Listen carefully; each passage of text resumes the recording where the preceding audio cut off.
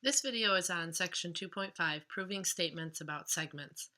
We have three properties, the reflexive, symmetric, and transitive property, that should look familiar to you because these are three properties we looked at with algebra in one of our last videos, and then we connected it with geometry. The difference with these three properties today is that they are now being compared using congruence, not equality. So for the reflexive property, we're not just looking that AB is equal to AB, but we're saying that AB is congruent to itself. So it's a little bit different. Same with the symmetric and the transitive property.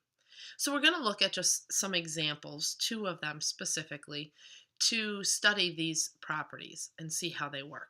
So our first example, we have this line segment. And we know that EF is equal to GH. That's our given. So we're going to go ahead and we're going to set up our two-column proof, and we're going to start with our given. So we write that down, that EF is equal to GH. Then the next step is that we're going to use the addition property, and we're going to add FG to both sides of that equation. So I add FG to EF and to GH, and that's using the addition property of equality. Then I'm going to use the segment addition postulate twice to say that EG equals EF plus FG, and that FH equals FG plus GH, or GH plus FG. Then I'm going to pretty much combine those three in a sense, because if I look here, GH plus FG, and up here I have GH plus FG. So I'm going to replace this GH plus FG with FH. So I'm going to use substitution up here. And then I'm going to substitute this EG in place of EF plus FG because it's equal here. So I'm substituting these two into this equation up there at the top. And that allows me to say that EG is equal to FH using the substitution property of equality. But I'm not asked to prove that they're equal to each other. I'm asked to prove that they're congruent. So I have to go one step further to say that they're congruent, and I use the definition of congruent segments in order to say that, because that is a definition. Remember, definitions are true forward and backwards.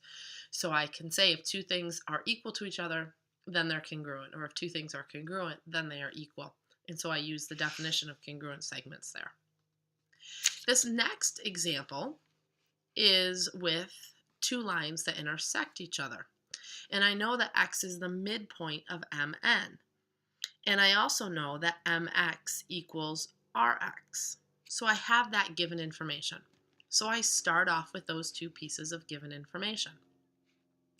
What I'm trying to prove is that XN is equal to RX. So if point X is the midpoint, then I can say that XN is equal to MX, because that's what the definition of midpoint is. Midpoint cuts a segment into two congruent segments.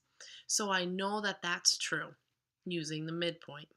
Then I can use the transitive property to then say that XN is equal to RX. So if I kind of follow this around, and you could use the substitution property as well. So if I say that XN equals MX, and up here MX equals RX, that means XN equals RX. I'm also okay with you using the substitution property for that as well, because you can make the argument that you're substituting in XN for MX up there. So either property is correct for that problem. Okay, we will look at these examples tomorrow and study a few more. Have a great night.